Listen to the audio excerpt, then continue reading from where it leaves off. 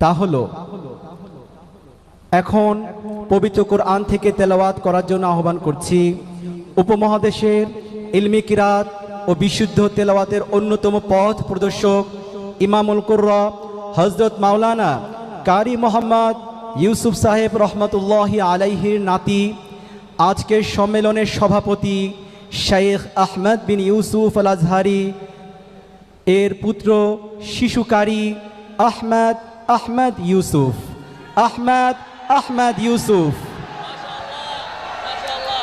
ما أسعد وما أعظم من هذه اللحظات التي يرى فيها الأب ابنه والذي كان يمثل حلما لجده فضيلة الشيخ محمد يوسف